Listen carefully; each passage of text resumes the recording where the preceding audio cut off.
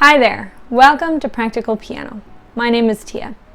I've been playing piano for 20 years and teaching for 10, and in this video I'm going to give you my top 3 tips for getting in the zone and staying in the zone in your piano practice.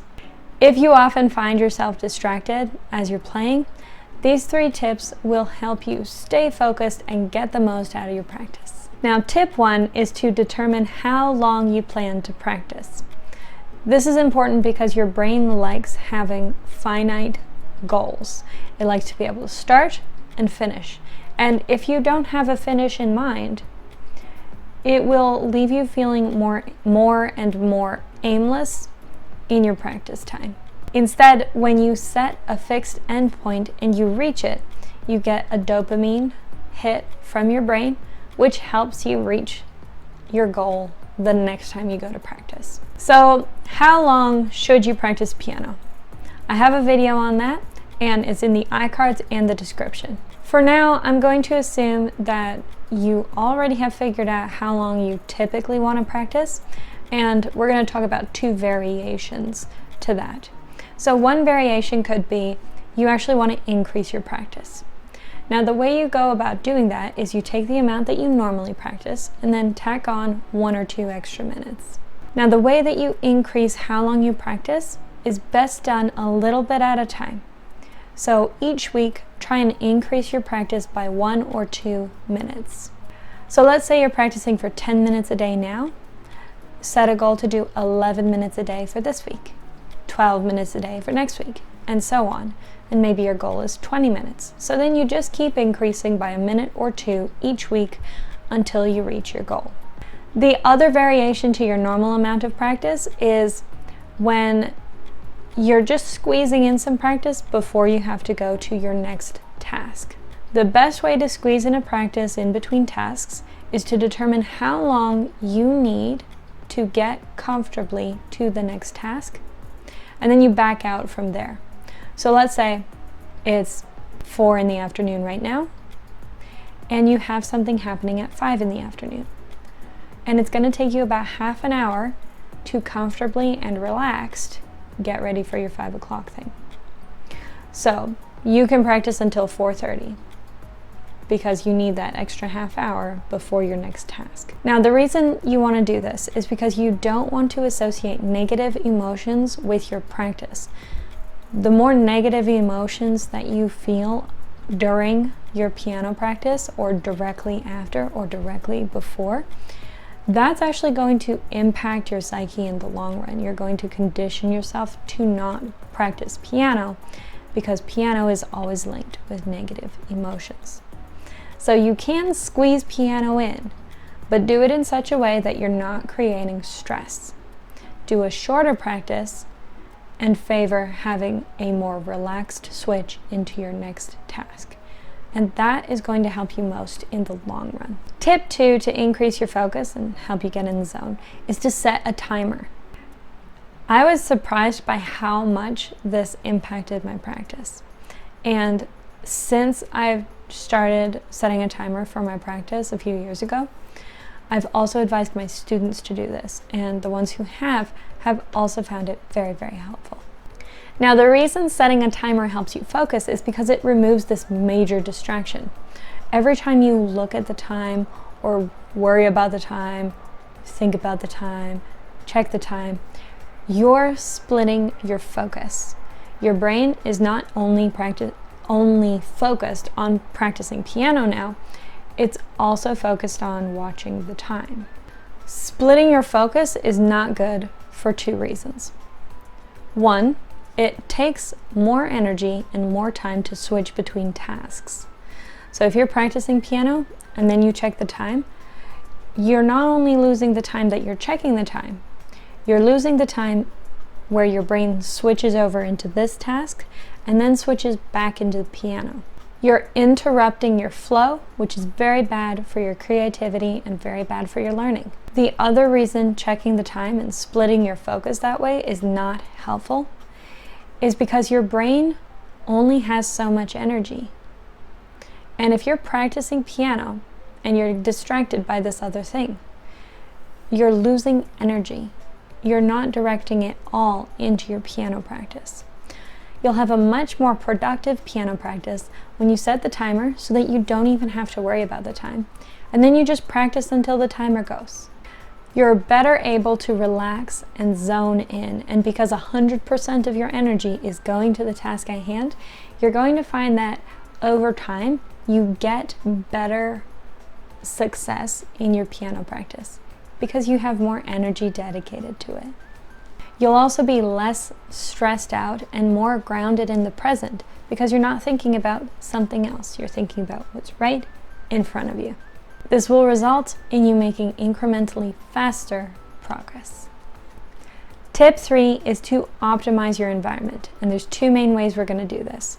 One is ergonomics, and two is decluttering. Ergonomics are important when you're practicing piano because we're sitting for a long time focusing on a task that's already difficult. You want to be in as comfortable a position as possible. For this, you're going to need to find a good stand and bench for your piano. Ideally, you want to be sitting so that the crook of your arm is 90 degrees. I'll show you that. Now, if you're very young or if you're short, your feet may not touch the floor, and then you could get some back problems because your legs will be pulling your hips forward, and then you'll get an arch in your back that's greater than it should be. So if you're young or if you're short, try and find something for your feet to rest on, whether that's a stool or a stack of books, whatever works. Ideally, you want to be sitting straight, so whenever you think about it, whenever you notice yourself slouching, pull yourself up into a straight posture.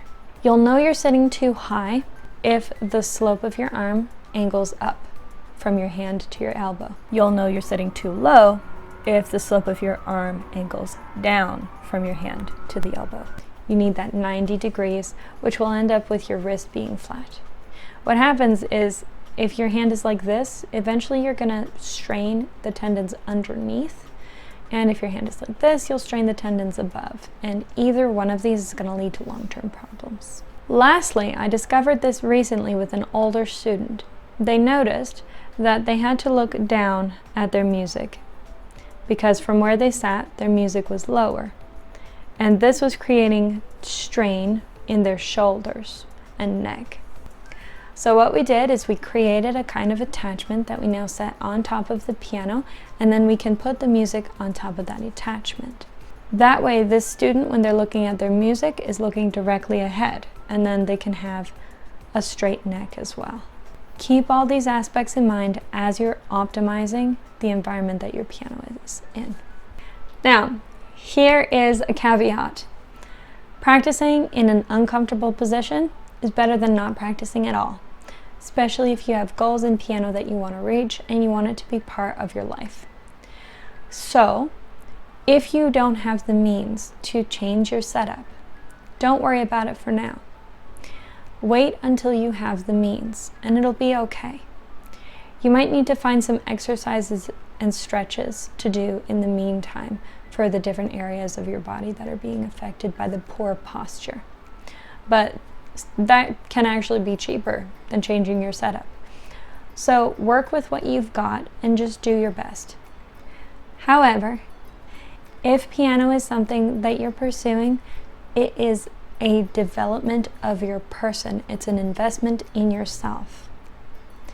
So as soon as you can, complete that investment in yourself by making sure that your setup is comfortable for yourself, so that practice stays fun and it doesn't get painful. The second aspect of optimizing your environment is clearing away any clutter. Make sure you have a specific place to put your music books and to put your sheet music. If you have lots of loose sheet music, consider getting a duotang or a binder. And if you're going to use a duotang or a binder, consider getting sheet protectors. I started using sheet protectors in a duotang a couple of years ago, and it made a huge difference because my papers weren't as likely to get crumpled up and spilt on and messed up, and it just gives you a better feel. So if you're using sheet music all the time, invest in that and get it set up in a way that's comfortable and long-lasting. If there's anything on your piano that you don't need or that's distracting, move it away. If there's a bunch of stuff on the floor that you don't need, clear it up, put it somewhere else. The less physical distractions that are in your environment, the more your brain will be able to focus on the task in front of you. Because even if you're not looking at the clutter around you, it's still there and it's still sapping your energy. I used to be the messiest person, and I'm still kind of messy, but I have worked really, really hard to get better at not leaving clutter everywhere. And even though I took a personality test and it says I'm 0th percentile for orderliness, and so that means if 100 people walk into a really messy room, I'm the person who's least bothered. You would think that with that trait, I would work just fine in clutter. And generally I do. But I have still found that even with that trait, my brain still works better, I still learn better, and I'm more creative in an environment that's tidy. So take it from me, clean up your clutter. It does make a difference in your learning. Now, some of the concepts I've talked about are from James Clear's book, Atomic Habits, which was really life-changing for me a few years ago. I'll leave a link for that in the description. I'll also leave some Amazon affiliate links for piano benches, piano stools, and some of those duotangs, sheet protectors, etc. Full disclosure, anything you buy through those links that's a qualifying purchase, I will earn a small commission on. That's all I have for you for the 3 tips to help you focus and get in the zone in piano. If you found this video useful or you've enjoyed it, please like it. If you have any questions or you want to tell me how your practice is going, leave a comment. If you know anyone else who would also find this video useful, please share it with them. And if you would like more, subscribe.